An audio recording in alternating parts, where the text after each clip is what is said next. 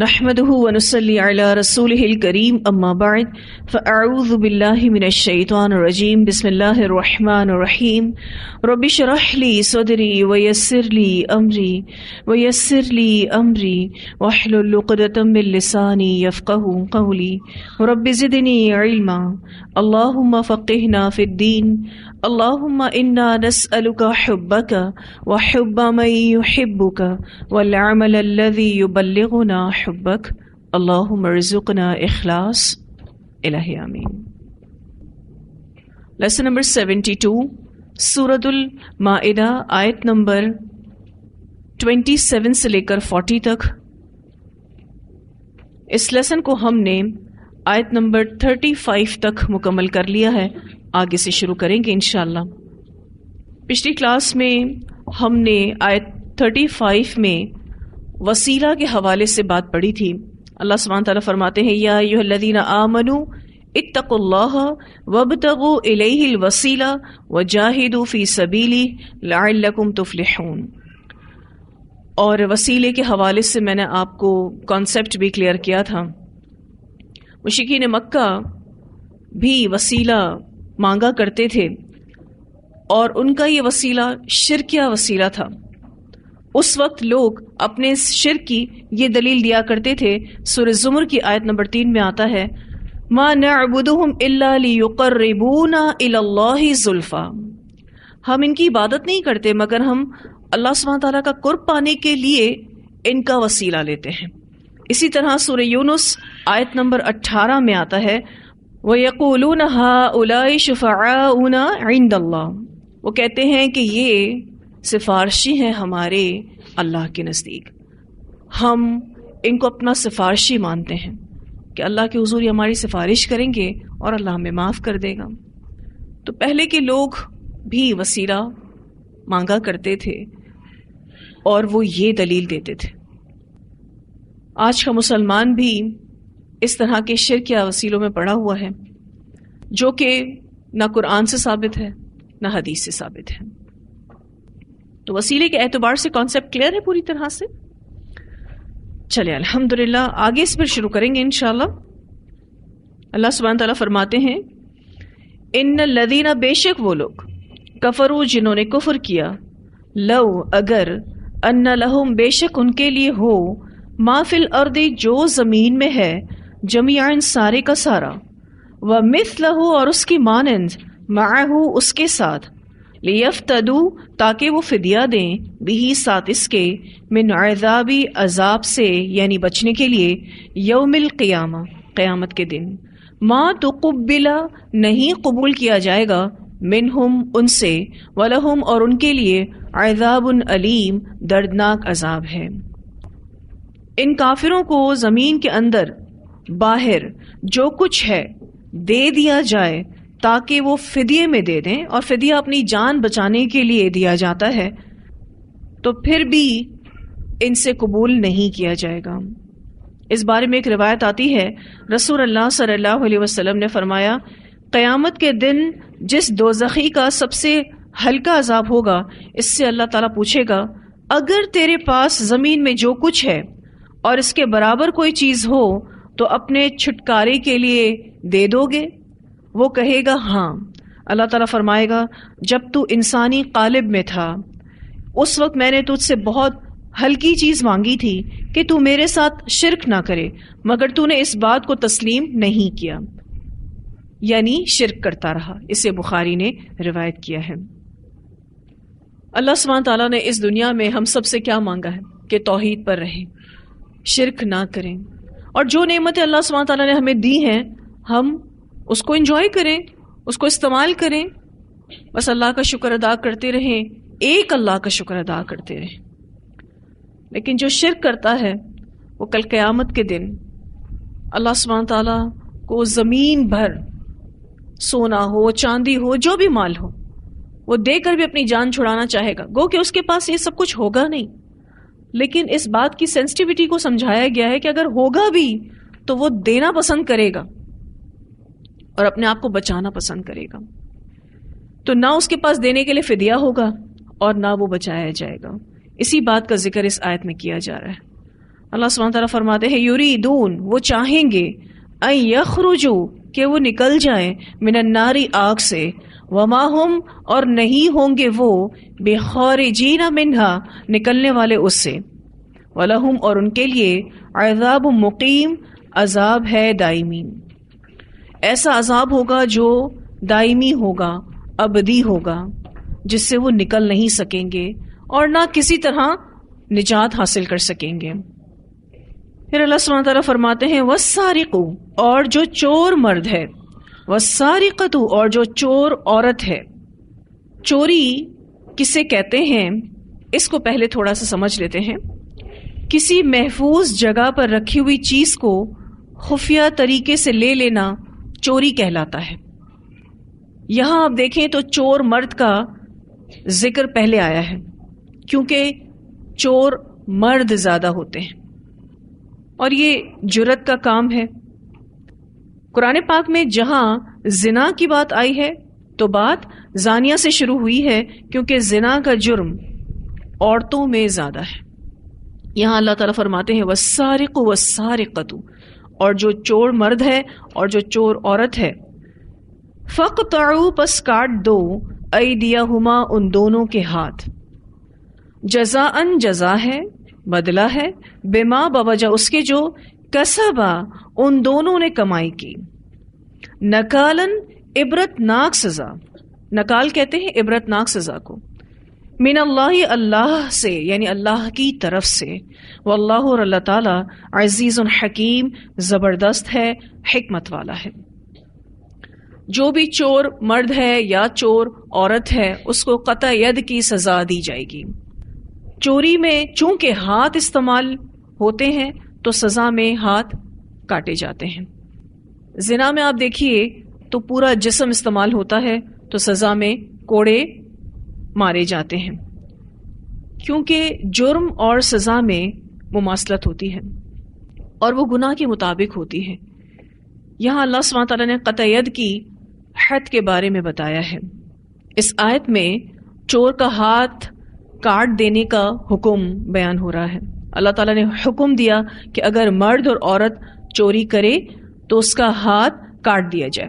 زمانہ جاہلیت میں بھی چوری کی سزا قطع ید تھی. اسلام نے اسی سزا کو برقرار رکھا. البتہ اس کے لیے کچھ شرائط کا اضافہ کر دیا گیا جس کا ذکر انشاءاللہ تعالی میں ابھی آپ کے سامنے کروں گی. اس سے پہلے جو ہم نے آیات پڑھی تھیں جس میں محاربہ یا ڈکیتی کی سزا بیان ہوئی تھی، اب اس کے بعد چور کی سزا کا بیان آ رہا ہے. چور کی سزا میں دونوں ہاتھ نہیں بلکہ ایک ہاتھ اور پہلی بار کی چوری پر دایاں ہاتھ کاٹا جائے گا اور یہ پہنچے تک کاٹا جائے گا. یہ جو رسٹ ہے نا جہاں گھڑی پہنی جاتی ہے عمومی طور پر اتنا حصہ کاٹ دیا جائے گا. حالانکہ ید کا لفظ اتنے ہاتھ کے لیے بھی استعمال ہوتا ہے، اتنے ہاتھ کے لیے بھی استعمال ہوتا ہے یعنی کونیوں تک کے لیے، اور یہاں شولڈر تک جو ہاتھ جاتا ہے یہاں تک کے لیے بھی استعمال ہوتا ہے. لیکن ہمیں احادیث سے پتہ چلتا ہے کہ یہ ہاتھ پونچوں تک پہلے کٹے گا. تو پہلی بار جو شخص چوری کرے گا تو اس کا دایاں ہاتھ کاٹا جائے گا اور یہ پہنچے تک کاٹا جائے گا. یہ ساری باتیں سنت سے ثابت ہیں تاکہ وہ آئندہ کے لیے ایسی حرکت سے باز رہے اور دوسروں کو بھی عبرت حاصل ہو. اور اگر اس سے چوری کیا ہوا مال برآمد ہو جائے تو وہ اصل مالک کو لوٹایا جائے گا. چوری کے متعلق بہت ساری احادیث آتی ہیں جس کو انشاءاللہ تعالی جب ہم پڑھیں گے تو ہمیں یہ حکم بہت اچھے سے سمجھ آئے گا. نبی اکرم صلی اللہ علیہ وسلم کے دور میں بھی چوری کا ایک کیس آیا تھا.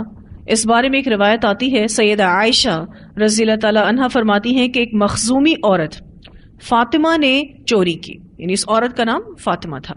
تو قریش کو ہاتھ کٹ جانے پر بہت فکر لاحق ہوئی. کہنے لگے کون ہو سکتا ہے جو اس سلسلے میں رسول اللہ صلی اللہ علیہ وسلم سے بات کرے، یعنی کوئی ایسا بندہ ہمیں مل جائے جو اس عورت کی سفارش رسول اللہ صلی اللہ علیہ وسلم سے کر سکے. اور اسامہ کے سوا اور کون ایسی جرت کر سکتا ہے جو رسول اللہ صلی اللہ علیہ وسلم کے محبوب ہیں. اسامہ بن زید نبی اکرم صلی اللہ علیہ وسلم کو بہت محبوب تھے. زید بن حارثہ جو تھے وہ رسول اللہ صلی اللہ علیہ وسلم کے غلام تھے. ان کے جو بیٹے تھے اسامہ، ان کو نبی اکرم صلی اللہ علیہ وسلم بالکل اپنے بچوں کی طرح پیار کرتے تھے. تو لوگوں نے کہا پھر اسامہ کے سوا اور کون ایسی جرأت کر سکتا ہے جو رسول اللہ صلی اللہ علیہ وسلم کے محبوب ہیں. چنانچہ قریش کے کہنے پر اسامہ رضی اللہ تعالیٰ عنہ نے آپ صلی اللہ علیہ وسلم سے گفتگو کی تو آپ صلی اللہ علیہ وسلم نے اسامہ سے فرمایا کیا تم اللہ کی حدود میں سے ایک حد کے بارے میں سفارش کرتے ہو؟ یعنی تم مجھے یہ کہہ رہے ہو کہ میں اللہ کی بتائی ہوئی حدود کو نافذ نہ کروں؟ یہ تم کیسے سفارش کر رہے ہو؟ پھر آپ صلی اللہ علیہ وسلم خطبہ دینے کے لیے کھڑے ہوئے اور فرمایا لوگوں تم میں سے پہلے لوگ صرف اسی وجہ سے گمراہ ہو گئے کہ اگر ان میں سے کوئی شریف آدمی چوری کرتا تو اسے چھوڑ دیتے اور جب کوئی کمزور چوری کرتا تو اس پر حد لگاتے. اور اللہ کی قسم اگر فاطمہ رضی اللہ تعالی عنہا بنت محمد صلی اللہ علیہ وسلم بھی چوری کرتی تو میں اس کا بھی ہاتھ کاٹ دیتا. اور ایک روایت میں آتا ہے کہ آپ صلی اللہ علیہ وسلم نے اس عورت کے ہاتھ کاٹ دینے کا حکم دیا. حضرت عائشہ فرماتی ہیں کہ اس کے بعد وہ میرے پاس آیا کرتی تو میں اس کی حاجت رسول اللہ صلی اللہ علیہ وسلم تک پہنچا دیا کرتی. یعنی وہ کوئی نہ کوئی ایشو لے کر آتی تو رسول اللہ صلی اللہ علیہ وسلم اس خاتون کے اس ایشو کو سالو کر دیا کرتے تھے. اس نے توبہ کی اور اس کی توبہ اچھی رہی، اسے بخاری نے روایت کیا ہے.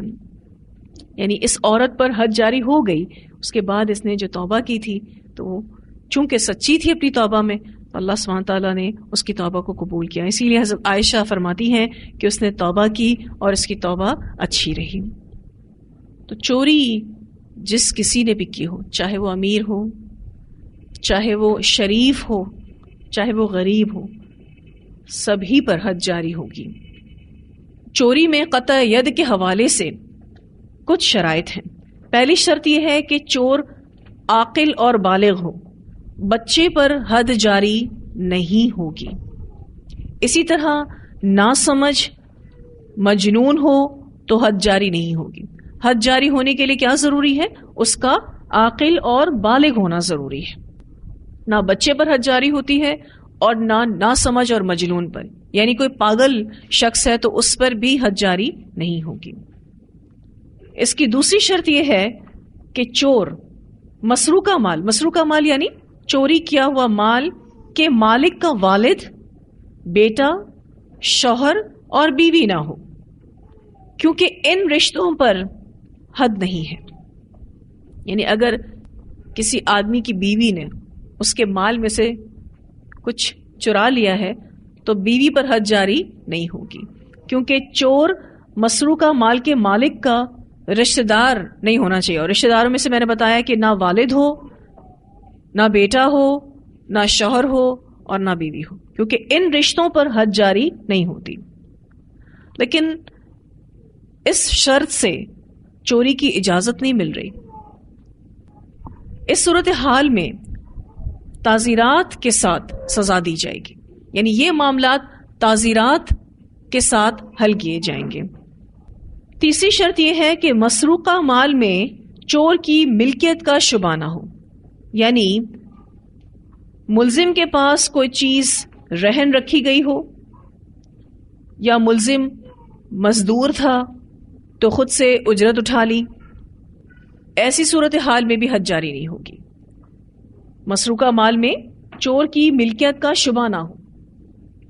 اور اس کی ایک ایگزامپل میں نے آپ کو یہ دی کہ ملزم کے پاس کوئی چیز رہن رکھی گئی ہو اور وہ اس کو رکھ لے، یا پھر ملزم مزدور تھا تو اس نے خود سے اپنی اجرت اٹھا لی، تو پھر وہ چور نہیں کہلائے گا، کیونکہ اس میں اس کی ملکیت کا شبہ ہے. ایسی صورتحال میں اس پر حد جاری نہیں ہوگی. گو کہ طریقہ ٹھیک نہیں ہے. مزدور کو اپنی اجرت یوں چوری چھپے نہیں اٹھانی چاہیے، یہ طریقہ کار ٹھیک نہیں ہے. لیکن چونکہ ملکیت کا شبہ ہے اس وجہ سے اب اس پر حد جاری نہیں ہوگی. جب حد جاری نہیں ہوتی تو یہ معاملات تعزیر سے سالو ہوتے ہیں، یعنی تعزیر کے ساتھ ان کو سزا دی جائے گی. پھر ایک اور شرط کہ مسروقہ مال حرام نہ ہو. مثلا کسی نے شراب کی چوری کی ہے تو اس پر حد جاری نہیں ہوگی. پھر اسی طرح سے ایک اور شرط کہ جس نے کوئی چیز چرائی تو ربع دینار کے برابر چوری کی ہوگی تو اس پر حد ہوگی، یا پھر 3 درہم کے برابر کسی نے چوری کی ہوگی تو اس پر حد ہے. اگر اس سے کم مالیت کی چیز چوری کی ہوگی تو اس پر حد جاری نہیں کی جائے گی. پھر وہی بات کہ اگر حد جاری نہیں کی جائے گی تو سزا کس اعتبار سے دی جائے گی؟ تعزیر کے اعتبار سے دی جائے گی. تو جس کسی نے کوئی چیز چرائی ہو تو وہ ربع دینار کے برابر اگر ہے تو اس پر حد جاری ہوگی، یا پھر 3 درہم کے برابر ہے تو اس پر حد جاری ہوگی. دینار یاد رکھیے گا سونے کا ہوتا ہے اور درہم چاندی کا ہوتا ہے. اس بارے میں ایک روایت آتی ہے، سیدہ عائشہ رضی اللہ تعالیٰ عنہ کہتی ہیں کہ آپ صلی اللہ علیہ وسلم نے فرمایا، چور کا ہاتھ 1/4 دینار یا اس سے زائد پر کاٹ دیا جائے. اسے بخاری نے روایت کیا ہے. اس حدیث میں آپ کو چور پر جو حد جاری ہوگی اس کے لمٹس بتائی گئی ہیں.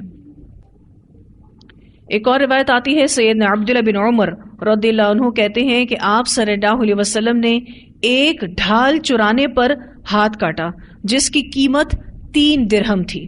اسے بخاری نے روایت کیا ہے.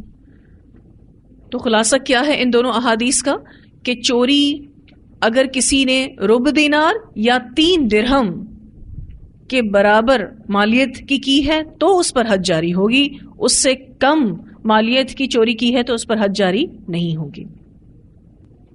پھر ایک اور شرط یہ ہے کہ چوری وہ ہے جو کسی محفوظ جگہ پر مال رکھا گیا ہو. چوری وہ نہیں ہے کہ جو سامنے پڑا مال کوئی اٹھا لے. یعنی سامنے کوئی چیز پڑی تھی کسی نے اٹھا لی تو اس کو چوری نہیں کہتے. چوری کیا ہے کہ اگر کسی نے اپنے مال کو یا قیمتی چیز کو محفوظ جگہ پر رکھ دیا ہے، وہاں سے کوئی اٹھا لیتا ہے تو وہ چوری ہے. لیکن اگر سامنے پڑی چیز کسی نے اٹھا لی ہے تو وہ ڈکیتی ہے. اور اگر کسی نے کسی کے ہاتھ سے کوئی چیز چھین لی ہے تو وہ غصب ہے. ٹھیک ہے، یہ 3 الگ الگ کیسز ہیں اور ان کی سزائیں بھی پھر الگ الگ ہیں. ٹھیک ہے. اس بارے میں ایک روایت آتی ہے، نبی اکرم صلی اللہ علیہ وسلم نے فرمایا، خائن، لٹیرے اور اچکے پر ہاتھ کاٹنے کی سزا نہیں ہے. اسے ترمذی نے روایت کیا ہے. خائن یعنی خیانت کرنے والا، لٹیرا یعنی کوئی مال لوٹ لے، اور اچکا کہتے ہیں کہ کوئی چیز اچک کر لے جانے والا، یعنی کوئی چیز چھین کر یا پک کر کر اٹھا لینا. کہیں کوئی چیزیں پڑی ہیں اور اس میں سے اس نے کچھ اچک لیا تو ان پر ہاتھ کاٹنے کی سزا نہیں ہے. ہاتھ کاٹنے کی سزا جو چوری کرے گا اس پر ہے. پھر ایک اور شرط ہے کہ کھانے پینے کی چیز چرانے پر بھی حد نہیں ہے. اس بارے میں ایک روایت آتی ہے، سیدنا عبداللہ بن عمر رضی اللہ عنہ کہتے ہیں کہ لٹکے ہوئے پھل کی چوری کے بارے میں آپ صلی اللہ علیہ وسلم سے سوال کیا گیا. آپ صلی اللہ علیہ وسلم نے فرمایا، اگر کوئی شخص بھوکا ہو اور کھا لے مگر ساتھ نہ لے جائے تو اس پر کوئی حد نہیں، اور جو شخص دامن بھر کر نکلے تو اس سے دگنی قیمت وصول کی جائے اور سزا دی جائے. اور جو شخص پھلوں کے محفوظ مقام پر پہنچائے جانے کے بعد اس میں سے چوری کرے اور پھل کی قیمت ڈھال کی قیمت تک پہنچ جائے تو اس کا ہاتھ کاٹا جائے، اور اگر قیمت ڈھال سے کم ہو تو دگنی قیمت لی جائے اور سزا دی جائے. اسے ابو داؤد نے روایت کیا ہے. شرط تو یہ ہے کہ کھانے پینے کی چیز چرانے پر حد نہیں ہے، لیکن یہ جو حدیث میں نے ابھی آپ کے سامنے پڑھی اس میں بہت ساری باتیں واضح ہو رہی ہیں. جب نبی اکرم صلی اللہ علیہ وسلم سے اس بارے میں سوال کیا گیا تو آپ صلی اللہ علیہ وسلم نے فرمایا، اگر کوئی بھوکا شخص ہے اور لٹکے ہوئے پھل میں سے اس نے کچھ توڑ کے کھا لیا تو اس پر کوئی حد نہیں ہے، کیونکہ وہ ساتھ کچھ نہیں لے گیا. بھوک لگی تھی، لٹکا ہوا پھل اس نے توڑا اور کھا لیا. جو شخص دامن بھر کر نکلے، یعنی اپنے دامن میں بہت سارے پھل اس نے توڑ کر ڈال لیے ہیں، تو آپ صلی اللہ علیہ وسلم نے فرمایا اس سے دگنی قیمت وصول کی جائے، یعنی جتنے پیسے کے وہ پھل ہوں اس سے ڈبل پیمنٹ اس سے لے لی جائے. اور تیسری بات آپ صلی اللہ علیہ وسلم نے فرمائی کہ جو شخص پھلوں کو محفوظ جگہ پر پہنچائے جانے کے بعد اس میں سے چوری کرے، یعنی کسی اسٹور میں اس کو پہنچا دیا گیا ہے یا اس کا پورا ٹرک کوئی چرا کر لے گیا ہے یا پھلوں کی پیٹیوں کی چوری ہو گئی ہے، تو اس صورتحال میں دیکھا جائے گا کہ اگر اس کی قیمت ڈھال تک پہنچ جاتی ہے، اور ڈھال تقریباً 3 درہم کی ہوتی ہے اس تک اگر اس کی پیمنٹ پہنچ جاتی ہے تو اس کے ہاتھ کاٹے جائیں گے، اور اگر قیمت ڈھال سے کم ہوتی ہے تو پھر اس صورتحال میں اس سے دوگنی قیمت وصول کی جائے گی اور سزا دی جائے گی. مثلاً کوڑوں کی سزا دے دی جائے، لیکن وہ سزا بھی تعزیر کہلائے گی، ٹھیک ہے، اس پر حد جاری نہیں ہوگی. اسی طرح سے ایک اور حدیث آتی ہے جس میں اس بات کو واضح کیا گیا ہے کہ کوئی شخص عاریتن یا ادھار کسی سے لے لیتا ہے اور بعد میں کہتا ہے میں نے تو آپ سے کوئی پیسے نہیں لیے، میں نے تو آپ سے کوئی چیز نہیں لی، تو اس پر بھی حد جاری ہوگی. صحیح مسلم کی روایت ہے کہ ایک عورت دوسروں سے مستعار لے کر انکار کر دیتی تھی. مستعار کہتے ہیں ادھار لے کر، یا عاریتن کوئی چیز لے کر کہتی تھی میں نے تو نہیں لیا، تو آپ صلی اللہ علیہ وسلم نے اس کا ہاتھ کاٹ دینے کا حکم دیا تھا. پھر یہ کہ یہ چوری اتنا بڑا گناہ ہے، اس بارے میں ایک روایت آتی ہے رسول اللہ صلی اللہ علیہ وسلم نے فرمایا جب بھی کوئی چوری کرنے والا چوری کرتا ہے تو وہ اس وقت مومن نہیں رہتا. اسے بخاری نے روایت کیا ہے، یعنی اس میں سے ایمان رخصت ہو جاتا ہے، ایمان نکل جاتا ہے. پھر اگر ایسا شخص سچی توبہ کرے اور اس پر حد بھی جاری ہو جائے تو پھر اس میں اس کا ایمان پلٹ کر واپس آ جاتا ہے، لیکن جب وہ چوری کر رہا ہوتا ہے تو اس میں ایمان نہیں رہتا. ایک اور روایت آتی ہے رسول اللہ صلی اللہ علیہ وسلم نے فرمایا اللہ چور پر لعنت کرے، ایک انڈے کی چوری کرتا ہے تو اس کا ہاتھ کاٹا جاتا ہے، اور ایک رسی کی چوری کرتا ہے تو اس کا ہاتھ کاٹا جاتا ہے. اسے بخاری نے روایت کیا ہے.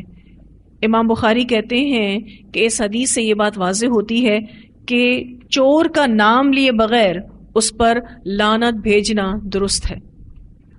اور لعنت کا معنی کیا ہے؟ اللہ کی رحمت سے دوری. ایک اور بات جو اس حدیث میں سمجھنے کی ضروری ہے کہ آپ صلی اللہ علیہ وسلم کا یہ اسٹیٹمنٹ کہ ایک انڈے کی چوری کرتا ہے تو اس کا ہاتھ کاٹا جاتا ہے. اب ایک انڈا یہ وہ انڈا نہیں ہے جو مرغی کا انڈا ہے، ٹھیک ہے.